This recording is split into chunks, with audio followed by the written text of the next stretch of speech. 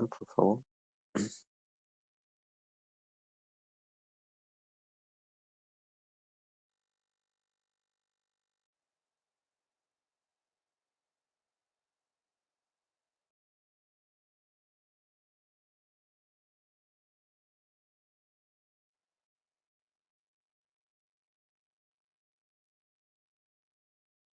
Sí lo agarra, ¿no?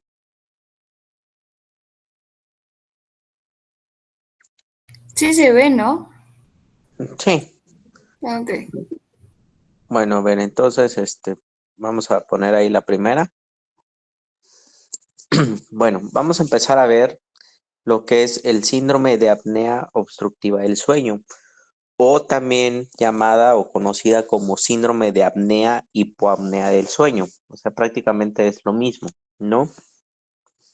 Esta entidad es muy importante que nosotros la conozcamos porque desafortunadamente es una patología muy poco conocida y por lo mismo es muy infradiagnosticada. Entonces hay muchos pacientes que tienen apnea del sueño y en realidad los tenemos muchas veces o se tienen diagnosticados como cuadros de asma, cuadros de POC, o sea, con otras patologías que nada que ver, y nos vamos a dar cuenta más adelante que esta es una enfermedad que si no la tratamos, o sea, si no la diagnosticamos y la tratamos de manera adecuada, pues va a tener muchas repercusiones pues en la vida diaria de los pacientes, ¿no?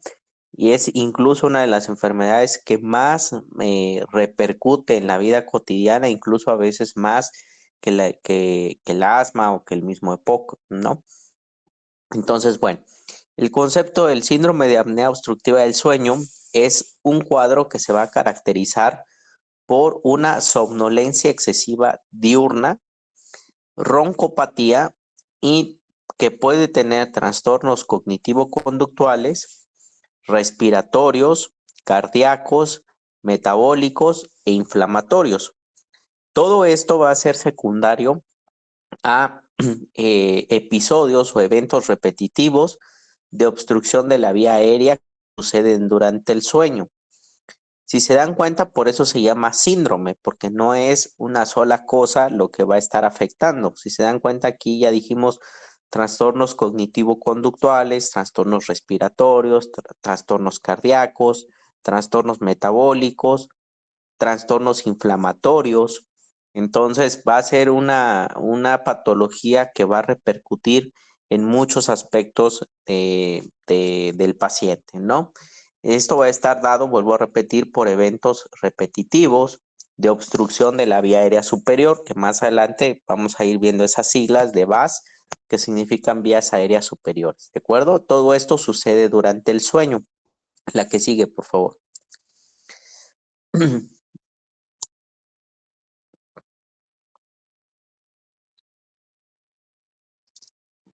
La que sigue.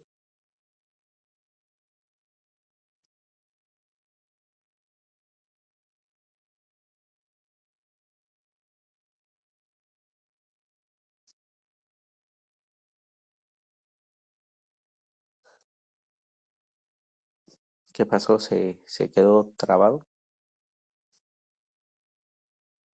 A lo mejor y es por el internet, Doc. Es que sí se mueve, Doc. No sé si aparece.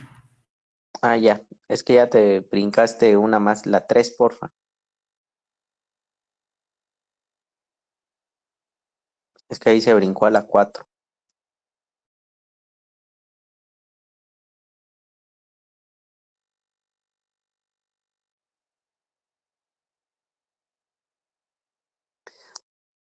Bueno, entonces esto va a estar dado, decíamos, porque van a haber eventos repetitivos y recurrentes de limitación del paso del aire durante el sueño.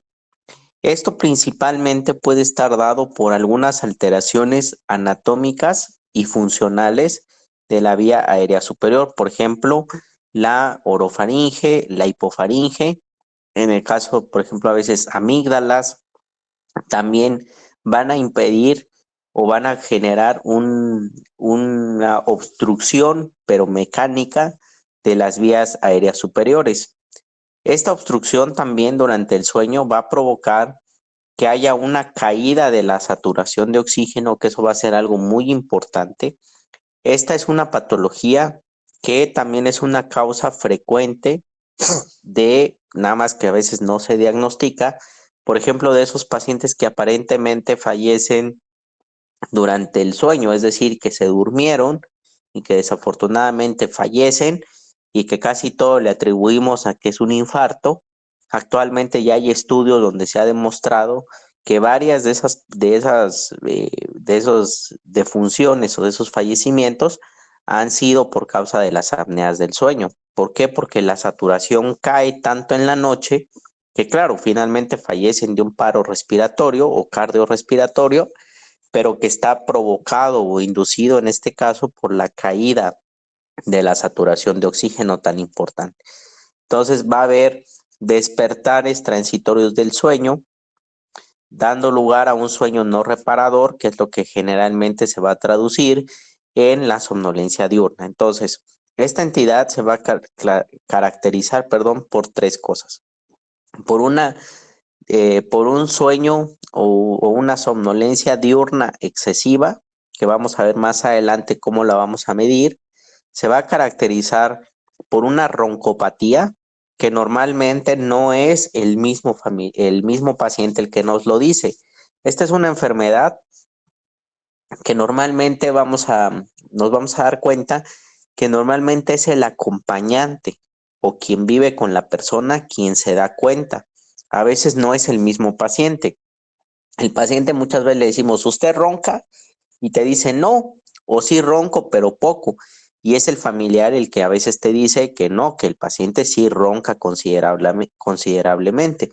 Y a veces el mismo ronquido es el que se vuelve como el dato de alarma, porque el familiar escucha que el paciente está roncando y de repente escucha que hace pausas, que deja de respirar y luego vuelve otra vez a roncar. Entonces también a veces el ronquido nos sirve como alarma de que el familiar a veces dice es que deja de respirar cuando está durmiendo.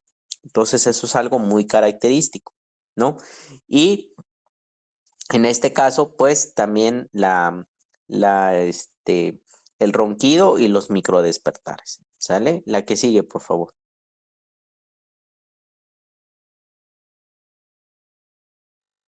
Bueno, algunas de las consecuencias o algunas alteraciones que vamos a ir viendo más a detalle es que la persona que padece apnea del sueño va a ir viendo cada vez cómo su calidad de vida y sus actividades cotidianas cada vez se van a ir mermando más. Es una causa frecuente de que los pacientes con apnea del sueño pierdan incluso sus trabajos. ¿Por qué? Porque se quedan dormidos con mucha facilidad en el trabajo, porque como no duermen bien, no descansan bien, se quedan dormidos prácticamente en cualquier sitio. Es causa frecuente de que luego los estén despidiendo de sus trabajos porque piensan que son flojos o que piensan que son pues sí, flojos principalmente, ¿no? Y no es por una cuestión de flojera, es por una cuestión de algo que va más allá de ellos, porque pues no están diagnosticados y evidentemente no tienen un tratamiento adecuado. Es una causa muy frecuente de accidentes automovilísticos porque los pacientes se quedan dormidos incluso a veces mientras manejan. Entonces eso hace que los pacientes también con apnea del sueño tengan más accidentes automovilísticos.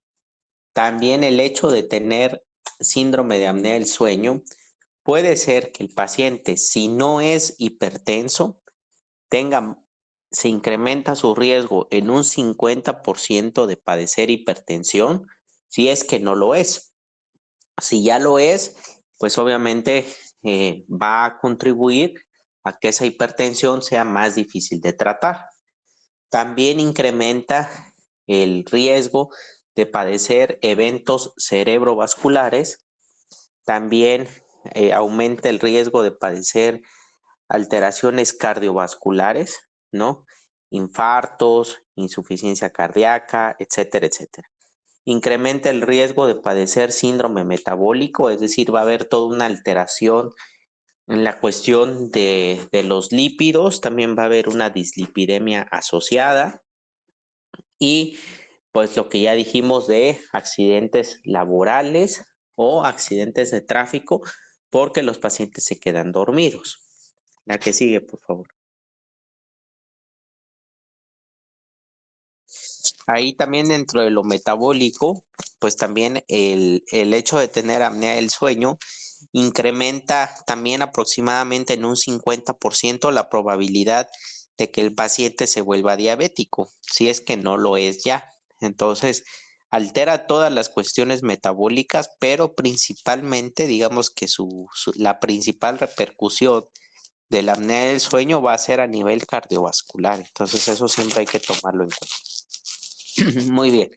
Dentro de algunos datos importantes, es una de las patologías más frecuentes dentro de la rama de la neumología. El detalle está en que casi no se diagnostica, o sea, la patología es un poco más frecuente de lo que creemos, pero el problema está en que no lo diagnosticamos. Entonces, los pacientes están con diagnósticos de asma, de POC o de otras cosas, y en realidad lo que tienen es apnea del sueño. Nos dice que más o menos de un 2 a un 6% de la población general adulta va a padecer esta enfermedad o la padece, y normalmente el pico se encuentra entre la quinta y la sexta década de la vida, o sea, ese es, digamos, el mayor pico de incidencia de esta enfermedad. Normalmente lo vamos a ver más frecuente en hombres, más o menos en una relación de 3 a 1. En mujeres muchas veces también existe, pero el problema está en que en mujeres a veces le atribuimos a otras causas. A veces le atribuimos más a cuestiones de depresión, de ansiedad, de menopausia, hormonales, o sea, a veces le atribuimos más a otra cosa y realmente nos tardamos más en diagnosticar, pero en general la incidencia es más en hombres, pero tampoco quiere decir que en mujeres sea algo así como raro, ¿no? Y los niños no le voy a dar mucha importancia porque la verdad es que es raro verlo en un niño, digo, no es imposible, pero normalmente ver una apnea obstructiva del sueño en niños, pues sería algo más de tipo como mecánico, ¿no? Entonces, pues bueno, en los niños prácticamente no es muy frecuente. La que sigue, por favor. Bueno, como les decía, la apnea del sueño va a tener la triada clásica o típica, que es roncopatía, ya quedamos, apneas observadas durante el sueño, que eso normalmente no es el paciente el que nos lo dice, normalmente es el familiar, y excesiva somnolencia diurna. O sea, esas tres cosas prácticamente siempre las vamos a encontrar en el paciente con apnea del sueño, ¿de acuerdo? Roncopatía, apneas observadas durante el sueño y excesiva somnolencia diurna. Esa es como la triada clásica. Claro, pueden tener otros diagnósticos, pero pues otros síntomas, pero estas tres cosas prácticamente nunca faltan, ¿no? Lo relevante de esto es que observen esta estadística. Hasta un 90% de los pacientes con apnea del sueño sigue sin diagnosticarse. O sea, quiere decir, imagínense que 9 de cada 10 personas con SAOS no saben que tienen SAOS. O sea, están o de plano no saben o no se han atendido de ninguna enfermedad o están clasificados o catalogados con otra enfermedad totalmente diferente. Entonces es una estadística sumamente importante porque nos quiere decir que es una enfermedad que no diagnosticamos. Y si se dan cuenta o si ustedes tal vez en algún momento más adelante puedan observar que como no se conoce la enfermedad, pues por eso es que prácticamente nadie la diagnostica. O sea, fuera de los cardiólogos, de algunos, fuera de algunos internistas y obviamente nosotros, pues prácticamente si le preguntamos de apnea del sueño a cualquier otro especialista fuera de esa rama, prácticamente nadie la conoce, ¿no? Entonces, pues muchas veces los pacientes andan por ahí sin saber que en realidad lo que tienen es una apnea del sueño. La que sigue, por favor.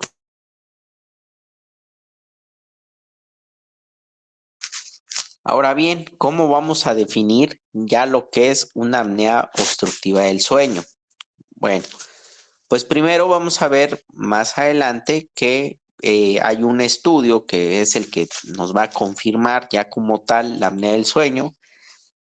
Todos, sin excepción, tenemos, digamos, chance, por decirlo así, de hacer ciertas pausas cuando respiramos. De hecho, en el sentido, digamos, estricto, casi todos hacemos alguna que otra pausa mientras dormimos. Pero esas pausas no deben exceder de 5 pausas por hora. Cuando ya son más de 5 pausas por hora, es cuando ya caemos en el terreno de lo patológico. Y cuando ya decimos, pues que obviamente ya la persona puede estar teniendo apnea del sueño. Aunado a esto, pues debemos de tener los datos clínicos que se van a dar cuenta, pues que de alguna manera los vamos a estar repitiendo constantemente, pero es para que no se nos olvide, que debe de ser, obviamente, bueno, la somnolencia diurna excesiva, que puede tener algunos otros componentes asociados, como por ejemplo las asfixias durante el sueño, despertares recurrentes durante el sueño, percepción de que el sueño no es reparador. O sea, tú le preguntas al paciente, oiga, ¿y usted descansa bien? Y te dice, no, o sea, sí me duermo, pero no descanso. O sea, el otro día estoy con sueño, ¿no?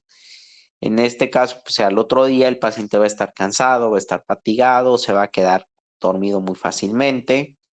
Y pues también a la larga, esto también puede ir generando un déficit cognitivo-conductual. Los pacientes empiezan a tener dificultades para concentrarse, empiezan a tener dificultades para realizar ciertas tareas que antes las realizaban con normalidad, se empiezan a aislar, empiezan así como ahora sí que a ver cómo en su día a día muchas actividades que hacían con cierta frecuencia, pues ahora ya les empieza a generar problemas. Entonces empiezan a evitarlas, ¿de acuerdo? La que sigue, por favor.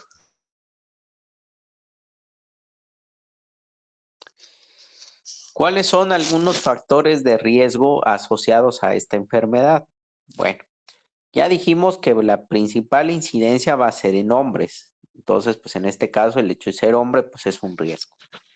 Más de 40 años, aunque la incidencia más alta es entre 50 y 60, a partir de los 40 años ya es un factor de riesgo para poder tener apnea del sueño.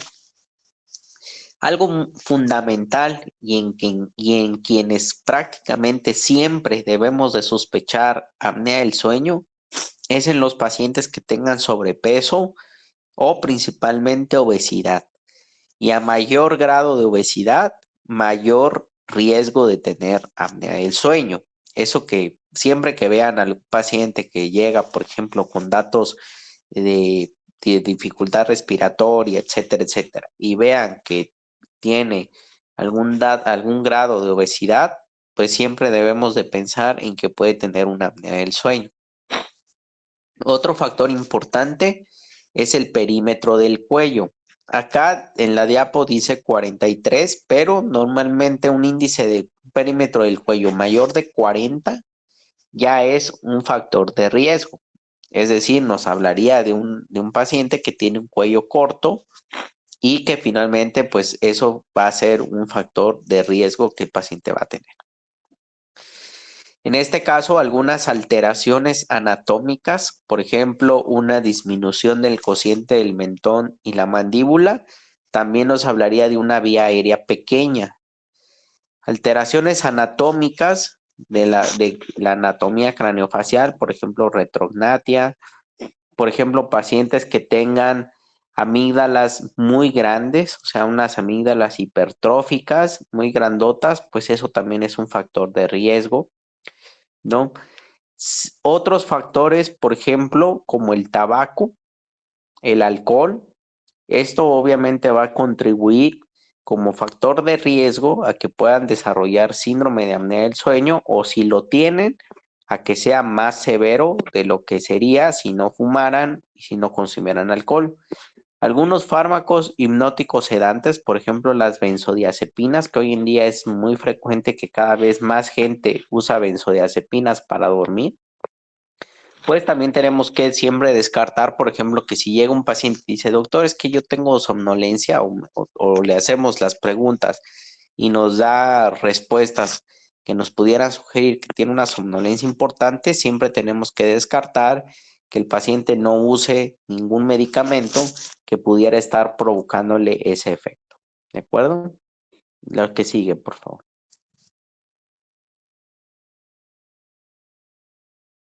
Aquí no voy a entrar mucho en detalle, simplemente es saber que el paciente puede tener algunos síntomas diurnos y algunos síntomas nocturnos. Entonces esto ya es como para que luego ya lo lean ahí, digamos, con un poco más de calma.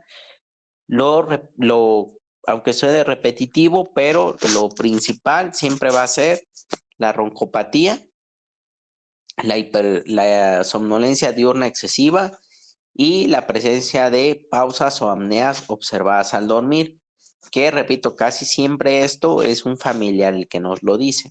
Esa es la triada clásica y el paciente puede tener cualquiera de los otros síntomas que ahí se mencionan, tanto nocturnos como diurnos, pero esas tres cosas son como las principales. La que sigue, por favor.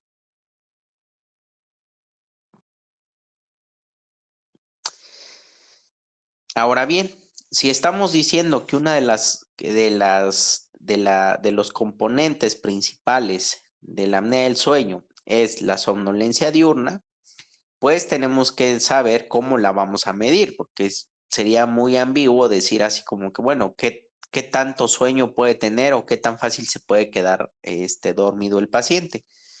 Para eso contamos con este test, que es el test de Epworth, que es el test que nos va a medir el grado de somnolencia que el paciente pueda tener. Si se dan cuenta, son 8 preguntas que, sí, son 8, ¿eh? Sí. Son 8 preguntas que le vamos a hacer al paciente y en este caso le vamos a decir qué tan frecuente le pasa que se quede dormido haciendo esa situación en específico. Por ejemplo, le preguntamos, ¿con qué frecuencia usted se queda dormido mientras está sentado leyendo? Si el paciente nunca se queda dormido, es 0. Si el paciente le pasa siempre, sería 13. O sea, el paciente nos va a decir del 0 al 3 con qué tanta frecuencia le pasa lo que le estamos preguntando. Y al cabo de hacerle todas las preguntas, vamos a ver el puntaje. Si el puntaje de la escala o el test de Epworth es menos de 12 puntos, podríamos ahí como que decir que tal vez no es una somnolencia patológica. Si es menos de 10, prácticamente lo descartamos. Si es entre 10 y 12, dependería de ver qué otros factores de riesgo tiene el paciente. Y si es más de 12, ya decimos que el paciente tiene una somnolencia diurna patológica. Si también en este caso vemos que el paciente con actividades que normalmente deberían de tener toda su atención, como por ejemplo manejar, el paciente se queda dormido, pues ahí ya nos estaría hablando, digamos, con una sola pregunta de que el paciente pues realmente tiene una somnolencia importante, porque pues teóricamente no es lo mismo que nosotros estemos sentados, por ejemplo, en una sala, pues creo que a todos en algún momento nos puede llegar a dar sueño, a que estemos manejando y que manejando nos quedemos dormidos, ¿no? Entonces, va a depender también pues de qué actividad es la que está haciendo cuando se queda dormido.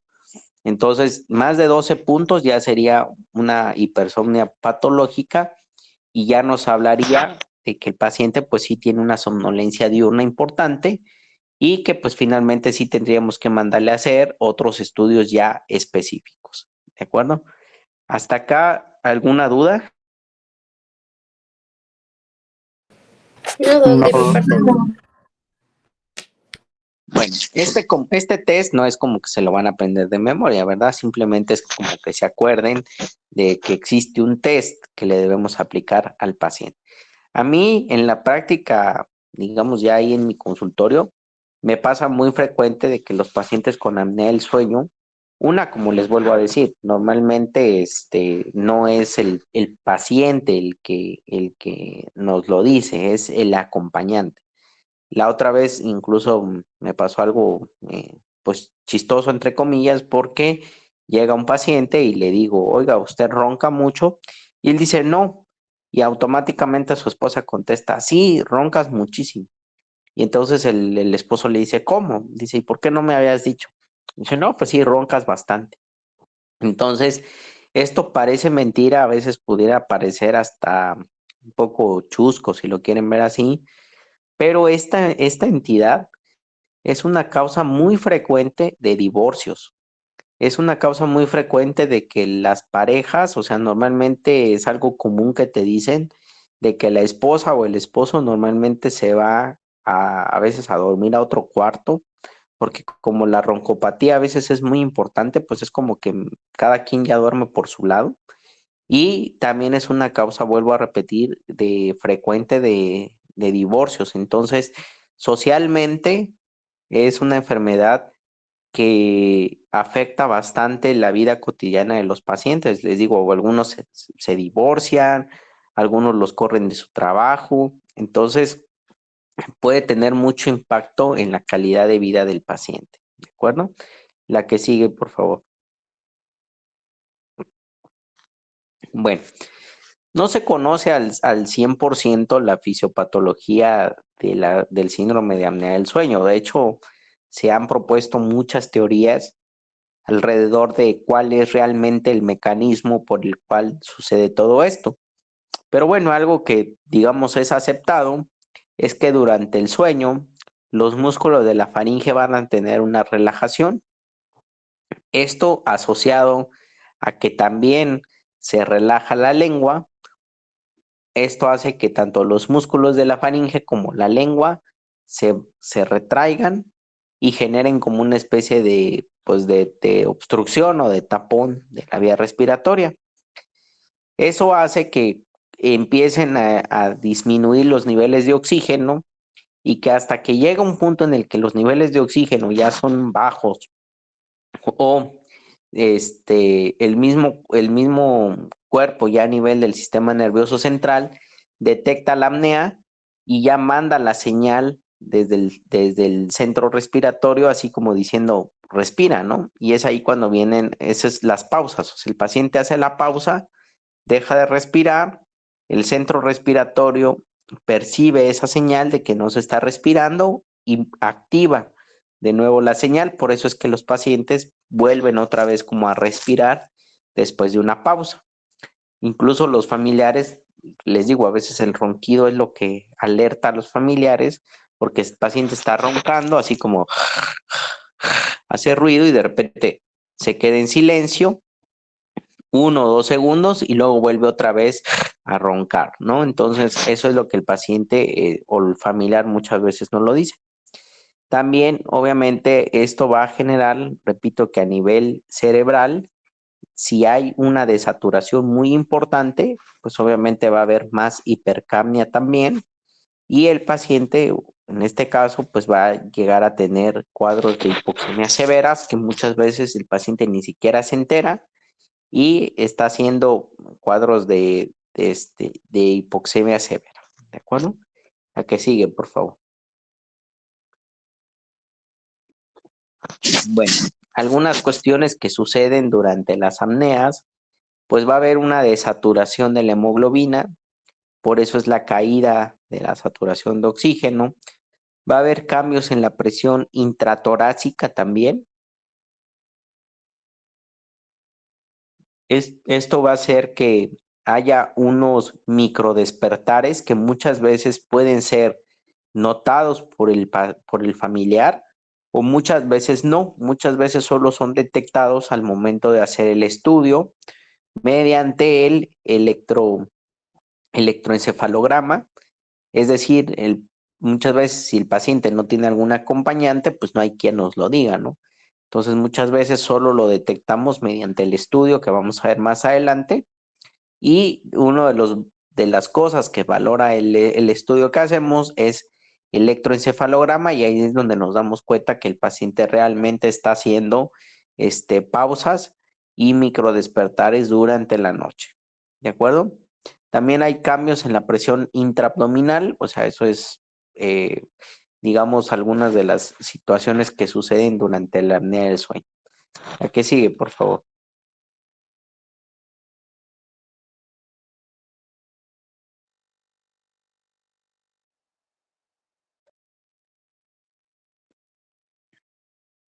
Perdón, se perdió esto. Bueno, algunas de las cuestiones ya algunas ya se mencionaron, por ejemplo, va a haber el paciente no va a descansar bien, va a haber una fragmentación del sueño, con lo cual eso al paciente le va a provocar una somnolencia diurna importante.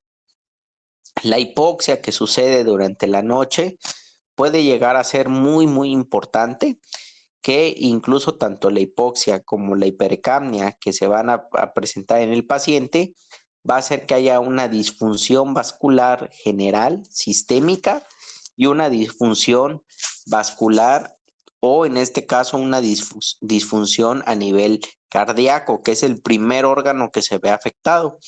Con esto, pues obviamente vamos a elevar los índices de morbimortalidad del paciente, que la mayoría de estos pacientes lo que van a llegar a ser como principales complicaciones son cuestiones cardiovasculares que vamos a ver más adelante. La que sigue, por favor. Bueno, ¿qué sucede entonces? Como ya dijimos, durante el síndrome de apnea del sueño, va a haber una hipoxemia que puede llegar a ser grave. Va a haber una hipercapnia por lo mismo de la hipoxemia. Va a haber una reoxigenación. Van a haber cambios en la presión torácica y los microdespertares que ya hablamos. En este caso, todo esto que hablamos, la hipoxemia, la hipercapnia, la reoxigenación, los cambios en la presión torácica, todo esto va a provocar que haya activación simpática, va a provocar una disfunción endotelial, va a provocar que haya un aumento del estrés oxidativo, va a provocar inflamación a nivel de todos los órganos y sistemas. También va a provocar una hipercoagulabilidad y también alteraciones metabólicas. Ya dijimos dislipidemias, elevación de la glucosa, elevación de la presión arterial, etcétera, etcétera. Esto, obviamente, la activación simpática, la disfunción endotelial, el estrés oxidativo, todo esto va a hacer que se incrementen los riesgos de que el paciente padezca hipertensión arterial, de que el paciente padezca diabetes, de que el paciente presente arteriosclerosis, de que el paciente pueda tener eventos cerebrales vasculares, de que el paciente pueda tener todas las patologías cardíacas que vemos ahí, arritmias, cardiopatía, isquemias, ictus, insuficiencia cardíaca.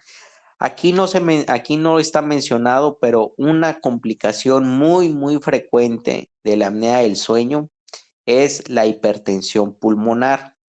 Aquí también lo pueden agregar después aquí a como esta diapo, que la hipertensión pulmonar es una complicación muy frecuente del síndrome de apnea del sueño. Claro, entre mayor severidad de la apnea del sueño, mayor riesgo de disfunción del corazón y específicamente del corazón derecho. Entonces, en ese sentido, pues siempre debemos de tener en cuenta que estos pacientes pues van a tener incrementados todos estos factores de riesgo. ¿De acuerdo? La que sigue, por favor.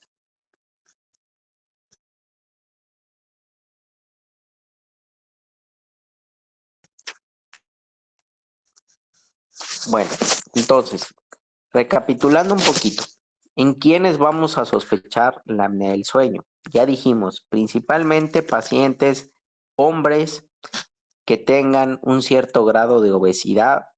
A mayor grado de obesidad, mayor riesgo de padecer síndrome de apnea del sueño, que tengan un perímetro del cuello mayor de 40 y que pues nos cuenten o nos den toda esta explicación, pero que normalmente la mayoría de las veces no es que el paciente nos lo diga, nosotros lo tenemos que ir a buscar de manera intencionada. Es difícil que un paciente llegue y les diga, doctor, es que lo vengo a ver porque fíjese que me quedo dormido con mucha facilidad y fíjese que ronco mucho y fíjese que me despierto en la noche, o sea, es rarísimo. O sea, a veces sí pasa, pero no es que el paciente se dé cuenta. A mí me ha pasado que a veces es porque la esposa o los hijos se dan cuenta y ellos son los que insisten en llevar al médico, en este caso al papá o al esposo, ¿no? Pero no es a veces el mismo paciente. Entonces uno tiene que ir a hacer las preguntas intencionadamente para encontrar esa información. ¿De acuerdo? Ya una vez que tenemos eso, pues tenemos que ver, bueno, obviamente el peso, la talla para medir el índice de masa corporal. Ya dijimos que entre más índice de masa corporal, mayor riesgo.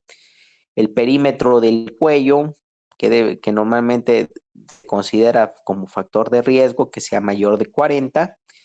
Siempre debemos de hacer una medición de la presión, en una medición igual de la glucosa, de los lípidos, en general en todo el paciente en quien sospechamos apnea del sueño. Evidentemente, pues tenemos que escuchar los pulmones, que en este caso no deberíamos de escuchar nada, es decir, a la auscultación pulmonar normalmente es normal, no debería haber algún ruido o alguna situación extraña. Todo paciente con apnea del sueño lo tenemos que referir, si es que nosotros no tenemos la experiencia, lo tenemos que referir con el otorrino. Es de ley y obligado que todo paciente con apnea del sueño tenga que tener una valoración. ¿Por qué? Si nosotros no somos muy diestros o no estamos muy capacitados en eso, podemos dejar pasar algunas alteraciones anatómicas que pudieran ser la explicación a la apnea del sueño. Entonces, tenemos que mandarlo con el otorrino para que el otorrino le haga una valoración integral de la vía aérea superior y que en este caso, pues descarte que no hay alguna alteración anatómica que pudiera ser la causa. ¿De acuerdo? Se debe de inspeccionar la boca, se debe de inspeccionar la faringe, se tiene que ver el tamaño de la lengua, ver que el paciente no tenga una macroglosia, ¿no? Se tendría que medir la distancia del yoides al mentón para que obviamente también podamos evaluar la calidad de la mordida, ver que el paciente no tenga retro o micrognatia, cualquiera de las dos, y una escala muy importante que es la escala de Malampati, la que sigue, por favor. La escala de Malampati es una escala que originalmente surgió o la inventaron en ese sentido los anestesiólogos. Esta escala lo usan los anestesiólogos o la inventaron para ello, para predecir qué tan difícil iba o puede ser una intubación orotraqueal. Entonces, para eso se inventó esta escala, ¿no? O sea, no se les olvide, bueno, como comentario, ¿no? De que esta escala, pues, repito, fue creada por anestesiólogos para predecir la vía aérea difícil y que se pudieran preparar, pues, con otro tipo de materiales, ¿no? Pero actualmente, pues, ya no sirve para evaluar algunas alteraciones anatómicas que pudieran ser la causa de la apnea del sueño. El grado 1, si se dan cuenta, ahí está la imagen, es lo normal. Es decir, como normalmente deberíamos de ver nosotros al abrirle la boca al paciente. ¿Qué debemos de ver? Deberíamos de ver el paladar blando, debemos de ver todas las fauces, debemos de ver la úvula completamente y debemos de ver los pilares. En el grado número 2, lo que cambia es, seguimos viendo el paladar blando, seguimos viendo las fauces, pero en este caso ya nada más vemos una parte de la úvula, pero ya no vemos en este caso los pilares. Entonces, ese sería el grado 2. El grado 3, vemos el paladar blando y la base de la úvula, pero ya aquí ya no vemos ni las fauces ni los pilares. O sea, cada vez conforme vamos avanzando, vamos viendo que cada vez se va obstruyendo más. En el grado 4 ya no vemos nada. En el grado 4 ya se perdió todo, ¿no? Entonces, en este caso, pues eso nos ayuda para ver si el paciente puede tener algo anatómico y que eso sea la causa de su apnea del sueño. La que sigue, por favor.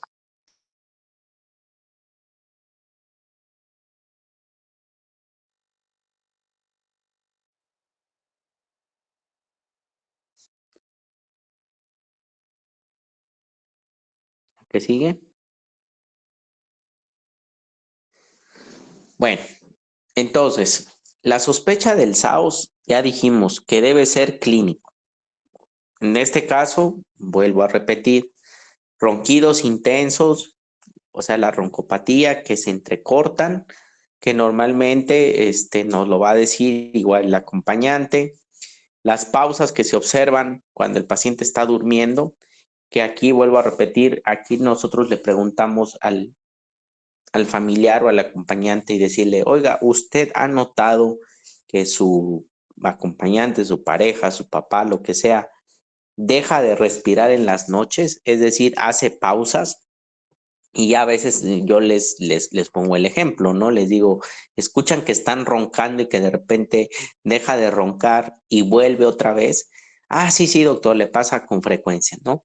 En casos más severos, ahí sí es el mismo paciente el que muchas veces ya se despierta como con sensación de que no puede respirar y ya el paciente se desespera, se despierta con una desesperación de que ya no podía respirar, pero digamos que ya es en casos más severos. En los casos más iniciales, pues normalmente el paciente no lo percibe como tal.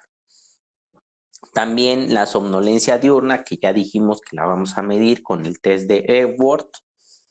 En este caso, el paciente le preguntamos si él considera que su sueño es reparador o no, que normalmente, pues la mayoría de las veces nos dicen que no. En este caso, pues el paciente ya refiere un cansancio crónico, ¿no? Siempre hay que preguntarle sobre dolores de cabeza persistentes, porque obviamente esto también le puede empezar a pasar al paciente, que empiece a tener cefaleas muy continuas. Aquí hay que hacer siempre algo importante, los ahogos. Hay gente que le llama ahogo o así te lo refiere, así como de, doctor, es que yo me ahogo mucho en las noches.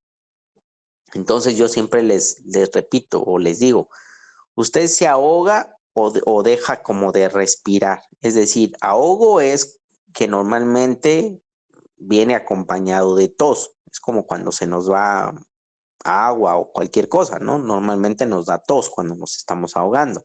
Es muy diferente a que el paciente se despierte con tos porque se está ahogando, a que se despierte por una sensación de que no puede respirar. O sea, son cosas distintas, pero que a veces el paciente te lo refiere como que se ahoga. Entonces ahí debemos nosotros de hacer un buen interrogatorio para tratar de diferenciar si el paciente realmente se está ahogando o si el paciente en realidad lo que está teniendo son despertares o sensaciones de que no puede respirar. Obviamente todo esto al paciente le va a ir generando ansiedad, le va a ir generando depresión, el paciente se empieza a aislar, empieza a tener cambios de personalidad y todo esto va a ir siendo pues obviamente secundario a todas las manifestaciones que ya hablamos, ¿de acuerdo? Ya dijimos que factores que van a agravar esta situación pues va a ser la obesidad, entre mayor grado de obesidad normalmente va a ser más severo la apnea del sueño. Si el paciente toma alcohol, si el paciente fuma, si el paciente usa medicamentos para dormir, pues obviamente todo esto va a contribuir a que el paciente tenga una apnea del sueño mucho más severa. La que sigue, por favor. Bueno, ahora bien, ya tenemos la sospecha clínica de que el paciente puede tener una apnea del sueño. Ahora, ¿qué vamos a hacer? En este caso, El estudio de gold estándar para confirmar la apnea del sueño es un estudio que se llama polisomnografía. Ese es el estudio, digamos, el gold estándar. Pero desafortunadamente en nuestro medio a muy pocos pacientes les hacemos polisomnografía, sobre todo por el tema económico, ¿no? La polisomnografía es el estudio más completo que hay, es el estudio que nos permite diferenciar entre apneas obstructivas y apneas centrales, es el que nos permite medir todas las variables adecuadas para el sueño, pero desafortunadamente es más caro. Entonces, un estudio que hacemos, que nosotros le llamamos estudio simplificado de sueño, es la poligrafía respiratoria. La poligrafía respiratoria básicamente solo nos mide los parámetros respiratorios. Ahorita los vamos a ver más adelante. Es una prueba válida, es una prueba que se acepta como diagnóstico para SAOS, pero que no podemos valorar todos los elementos. Pero bueno, por ejemplo, una polisomnografía vale alrededor tal vez como de 15, 16 mil pesos o tal vez un poquito más, mientras que una poligrafía respiratoria tampoco es que sea muy barata, vale 5 mil pesos, pero pues a que el paciente gaste en un estudio 16, 18 mil pesos, 20 mil, a uno que le puede costar 5, pues hay más probabilidades de que el paciente se haga el de 5, ¿no? Entonces, por eso es que normalmente no lo hacemos, pero si alguien preguntara, por ejemplo, ¿cuál es el gold estándar para apnea del sueño? Pues el gold estándar es la polisomnografía, ¿de acuerdo? La que sigue, por favor.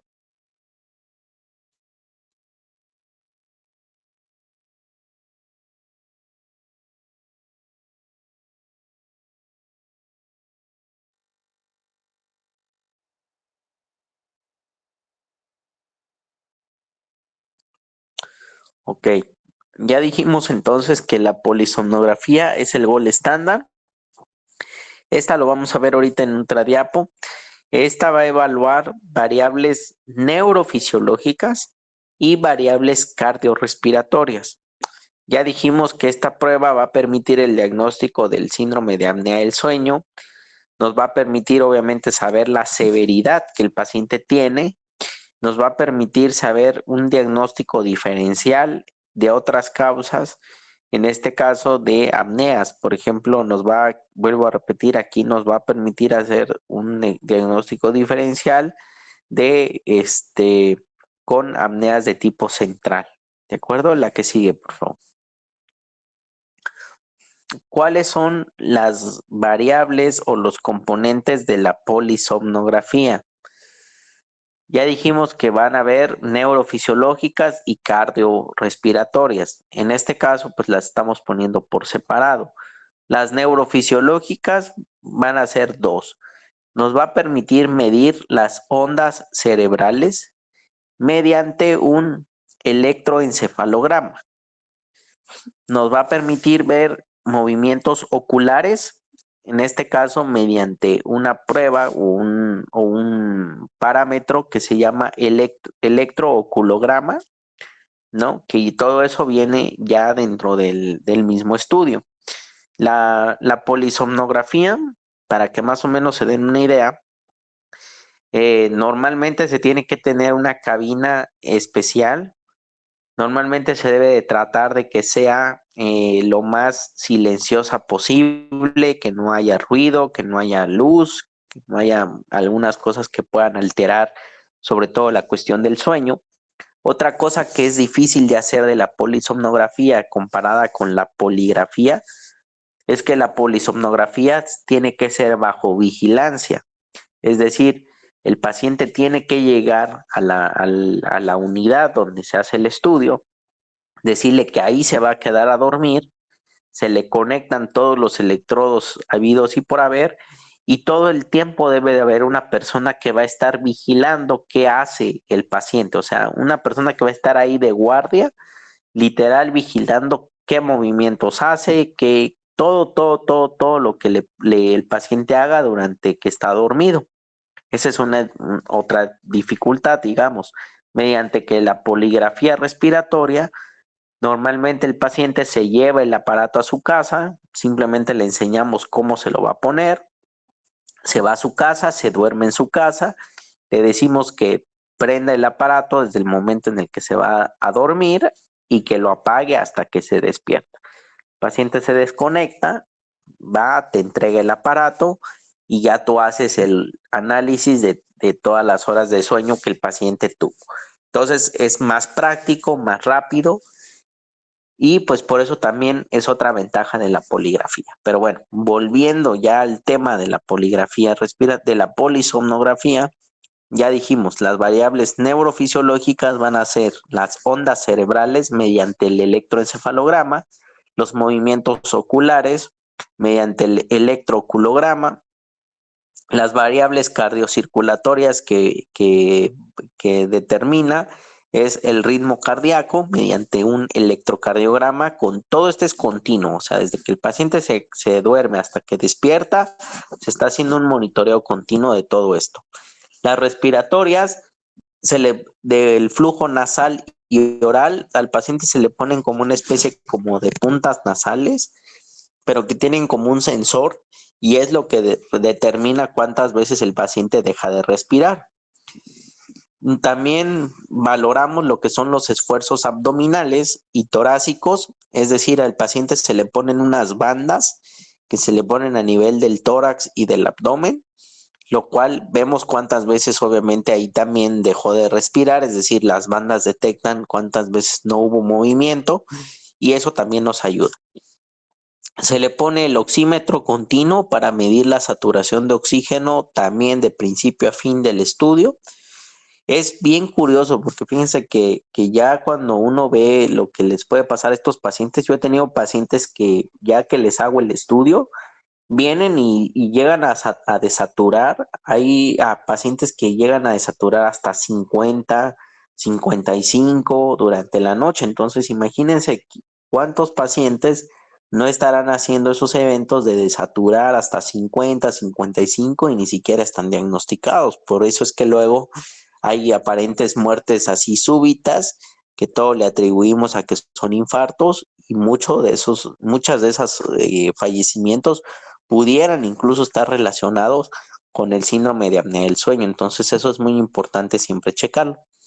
Otras variantes que también nos determina la polisomnografía es algo que se llama el electromiograma de miembros inferiores, es decir, es el movimiento que algunos pacientes hacen durante la noche de que mueven mucho las piernas cuando están durmiendo, pues eso también nos lo determina la polisomnografía y también nos va a permitir registrar la posición en la que duerme el paciente para poder relacionar cuántas veces hizo más eventos, por ejemplo, decir, las veces que estaba, por ejemplo, boca abajo fue cuando hizo más eventos, ¿no? O cuando estaba del lado izquierdo, o cuando estaba del lado derecho, o sea, todo eso nos sirve para determinar, pues, en qué posición el paciente hizo más apneas del sueño.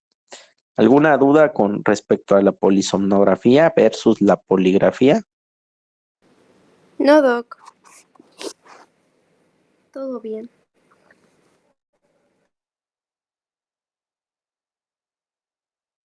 Bueno, entonces, ¿cómo vamos a medir esto?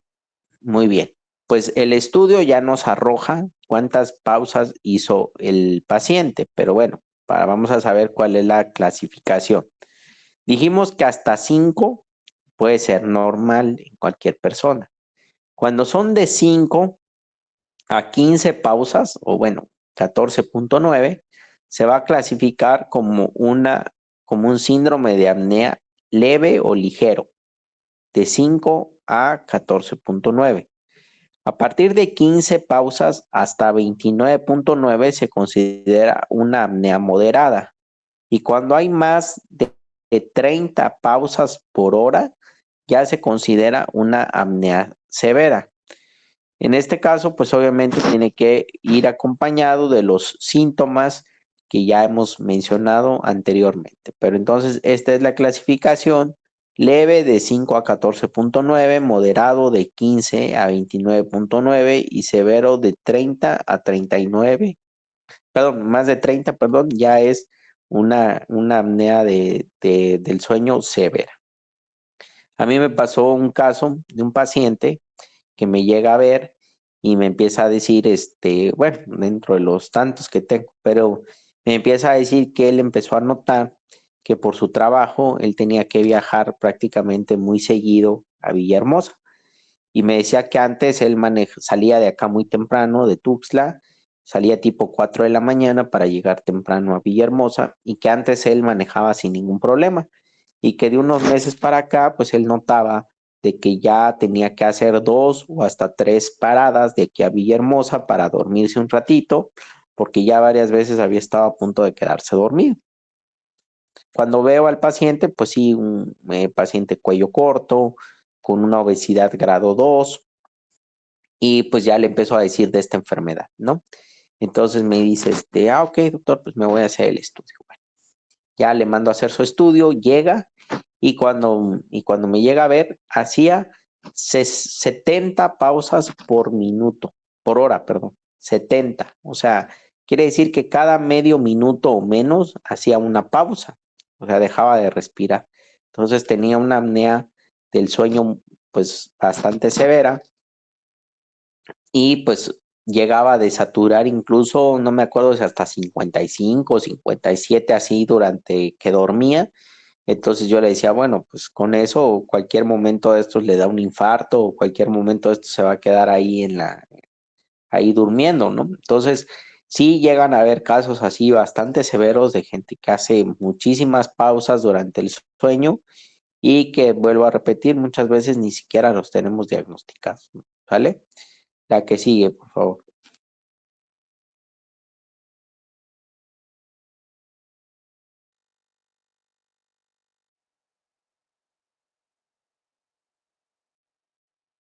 La que sigue por ahí.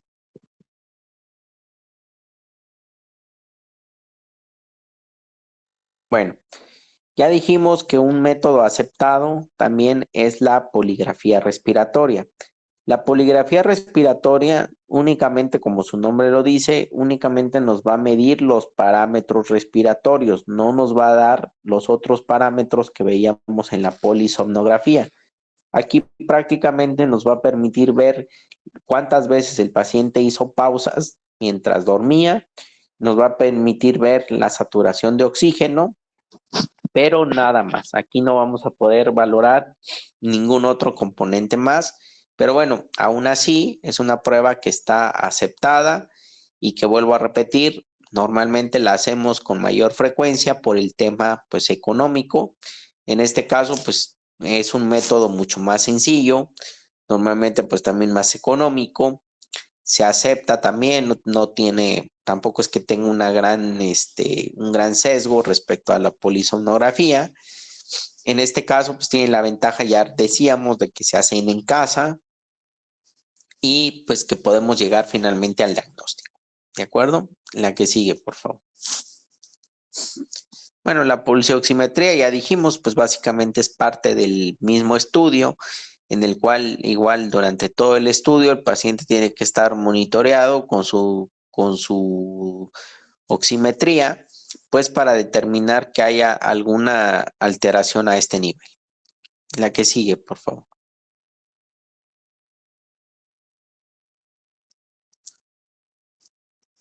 Bueno, en este caso simplemente vamos a ver cuál en este algoritmo diagnóstico es como para saber, bueno, qué vamos a hacer con los pacientes de acuerdo a si tienen una probabilidad clínica baja, media o alta de padecer síndrome de apnea del sueño.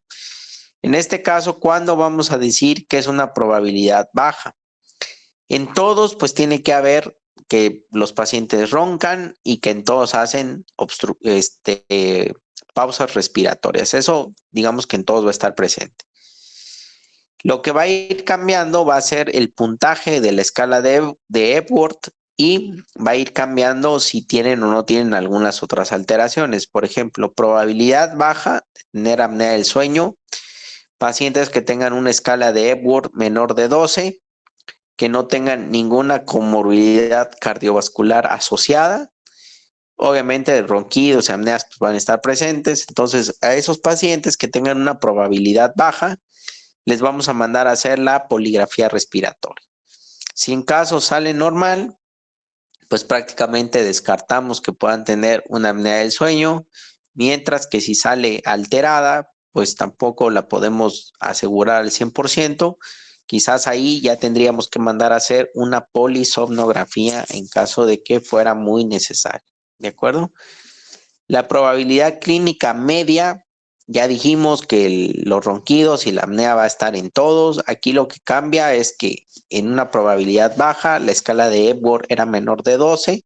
Aquí normalmente tenemos un índice que va de 12 a 15.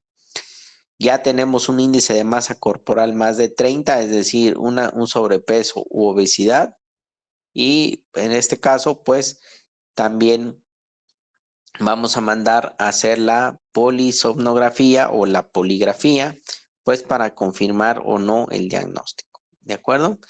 Y ya en el caso de probabilidad alta, pues ya dijimos ronquidos, apneas, en este caso un índice de Epworth mayor de 15, un índice de masa corporal mayor de 30, ya dijimos, entre más índice de masa corporal, más riesgo de tener síndrome de apnea del sueño.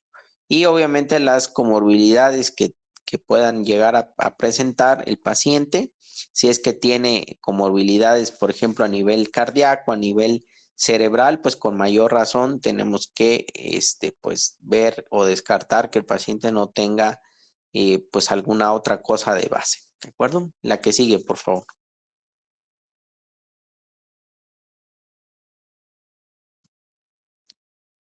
Deme un minutito, por favor. Deme un minuto.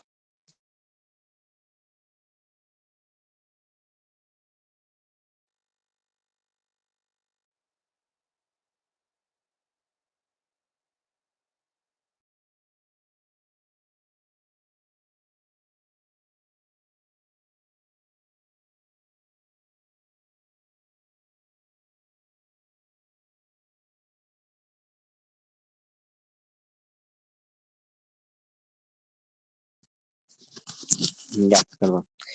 Bueno, en este caso, ¿qué vamos a hacer? Esta es una enfermedad, la apnea del sueño, que no se trata con medicamentos. Nosotros le podemos dar al paciente todos los inhaladores, todos los medicamentos tomados, habidos y por haber, y el paciente con apnea del sueño no va a mejorar mientras no le pongamos o no le iniciemos algo que se llama CPAP. Aquí el tratamiento, vuelvo a repetir, no es con medicamentos, es con un aparato que lo que va a estar haciendo es que le va a estar metiendo aire a presión al paciente, que es como la imagen que vemos ahí en la diapositiva. El paciente tiene que dormir conectado con un aparato. Este aparato tiene una mascarilla, como que ya hoy en día hay muchísimas mascarillas, ya pueden ser mascarillas que solo cubran la nariz, pueden ser mascarillas que cubran tanto la nariz y la boca, pero el paciente ya tiene que dormir de por vida con este aparato.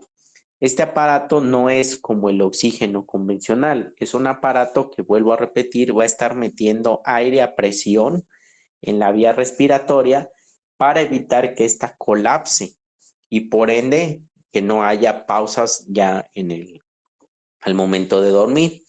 Claro que aparte de esto, se le tienen que mandar a indicar al paciente todas las medidas higiénico-dietéticas. Obviamente el paciente tiene que bajar de peso, el paciente tenemos que mandarlo, como les decía, al otorrino, y todas las alteraciones anatómicas que se puedan encontrar en el paciente con SAOS y que se puedan llegar a corregir, se tienen que corregir. Por ejemplo, en algunos casos hay pacientes con síndrome de apnea del sueño que tienen, por ejemplo, hipertrofia de cornetes, que tienen que desviado el tabique, que tienen amígdalas hipertróficas, prácticamente grado 4, ¿no? Es decir, casi les obstruyen la vía respiratoria. Por ejemplo, en el caso de más niños que tengan adenoides O sea, todo lo que estructuralmente se pueda corregir, se tiene que corregir. Claro, si el paciente pues, tiene ahora sí que la posibilidad, ¿verdad? Pero todo eso va a ser únicamente para tratar de que la severidad de la apnea del sueño sea menor, pero el tratamiento de base del paciente con apnea del sueño es el uso del CPAP de manera continua. Hay también algunos dispositivos que se llaman dispositivos de avance mandibular, que literal son como unas guardas que el paciente usa durante la noche para evitar que haya esa retracción de los músculos de la faringe, que haya esa obstrucción de la lengua, que se les vaya hacia atrás, pero básicamente esos dispositivos se dejan única y exclusivamente en pacientes en quienes tienen una apnea del sueño muy ligera, o sea, ligera básicamente, no hagan de cuenta si lo normal es 5, que tuvieron 6 o 7, ¿no? Por poner un ejemplo, y que no tienen otras afectaciones importantes. Pero en el sentido estricto, mientras el paciente no use un CPAP, así le demos lo que le demos, no vamos a estar mejorando en nada la evolución de la enfermedad. Entonces, en este caso, es básicamente lo que debemos de darle al paciente. La que sigue, por favor. ¿Alguna duda hasta acá?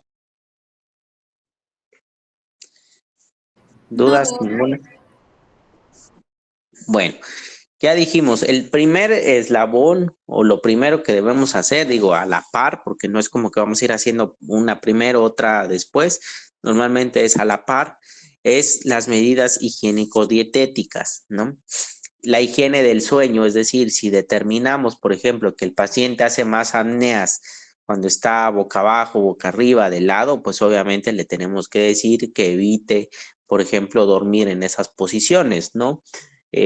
O sea, hacer todo lo que consideremos para que el paciente pueda dormir de una mejor manera. Tratar la obesidad, ya dijimos, el paciente entre más baje de peso, mejor pronóstico va a tener. Ya dijimos lo de la posición en la cama, evitar ingesta de sedantes, evitar alcohol, evitar tabaco, porque eso va a complicar o va a agravar más la severidad de la apnea del sueño. Tratar cualquier tipo de obstrucción en la vía aérea, ya dijimos superior, todo lo que se pueda corregir anatómicamente hay que hacerlo. Si el paciente tiene enfermedades metabólicas asociadas, pues también la tenemos que tratar, ¿no? También en todo paciente con apnea del sueño, como normalmente es en pacientes que tienen ciertos grados de obesidad, pues tenemos que ver también que esa obesidad o ese sobrepeso pues no vaya a estar relacionado, por ejemplo, con un hipotiroidismo. Entonces, dentro de los estudios que también normalmente le mandamos a los pacientes, pues son sus estudios generales de sangre, biometría hemática, química sanguínea, donde viene colesterol, triglicéridos, ácido úrico, para ver cómo están desde el punto de vista de alguna dislipidemia. Le tenemos que mandar a hacer perfil tiroideo para ver que no esté relacionado ese sobrepeso, esa obesidad con un problema de tiroides, siempre de cajón. Entonces, todo eso lo debemos de evaluar, ¿de acuerdo? La que sigue, por favor.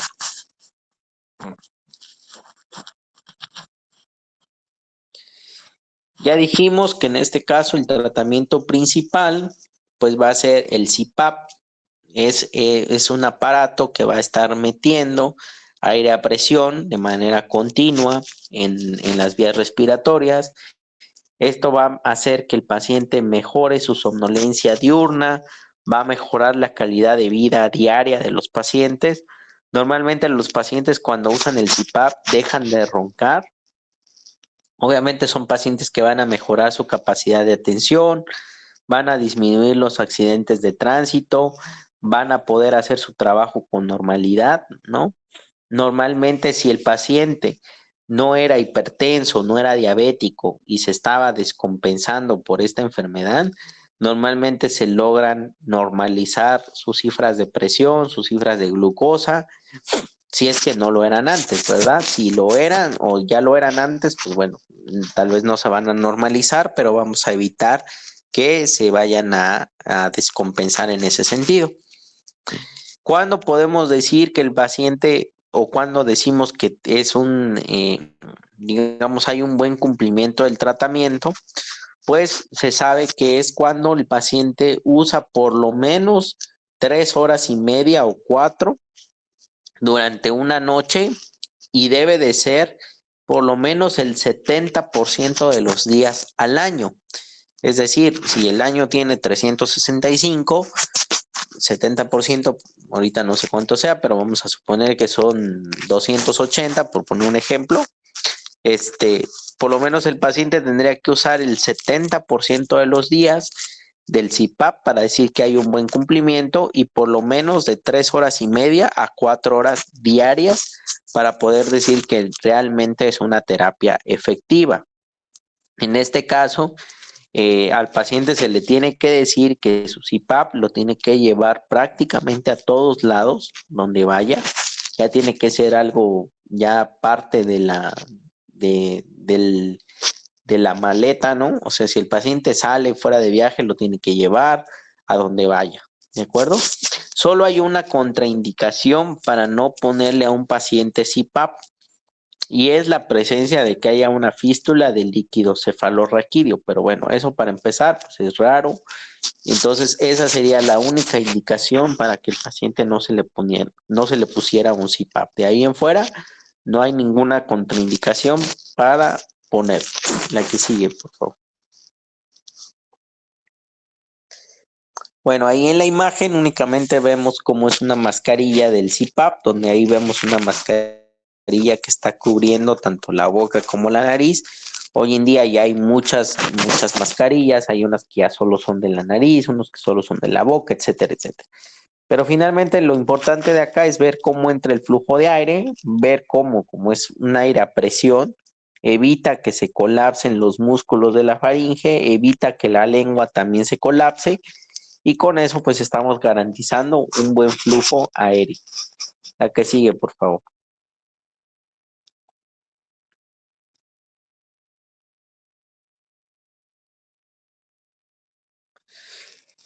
¿Cuáles son algunos efectos secundarios de usar el CPAP? Pues principalmente van a ser locales, ¿no?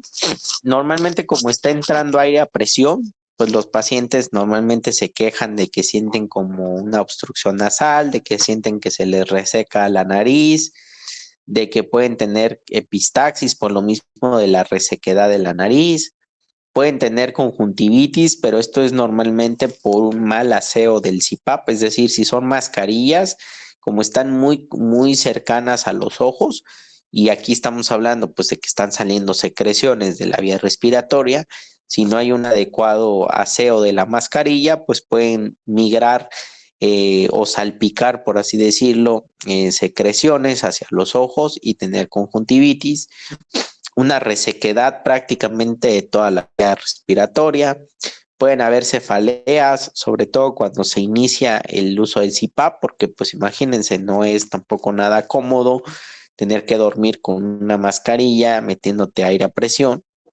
Pero bueno, finalmente, pues es cuestión de que el paciente se vaya a acostumbrar, ¿de acuerdo?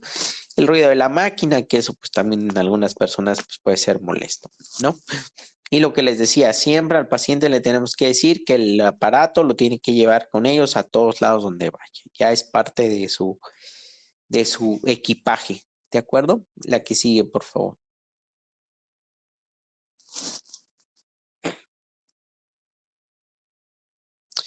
Bueno, los dispositivos orales, ya les había dicho, esto básicamente es en algunos pacientes con apneas obstructivas del sueño leves, ¿no? Aunque en el sentido estricto, como se sabe que esta es una enfermedad que progresa, yo la verdad en lo personal, desde los cuadros leves, incluso yo les inicio el CPAP, porque sabemos que es una enfermedad que va a avanzar, que es una enfermedad que progresa. Entonces, en lo personal, yo no le veo caso esperar a que el paciente venga dentro de 6 meses, un año, que ya venga con más síntomas o con progresión de su enfermedad, cuando pues yo lo estoy encontrando en una fase inicial. Entonces, saber que existen los dispositivos, pero en lo personal, pues yo sí no los recomiendo mucho, a menos que se usen combinados, o sea, que usen el dispositivo de avance mandibular y que aparte usen el CPAP, ¿no? Pero en este caso, pues, como terapia solita, pues la verdad es que no lo recomendaría.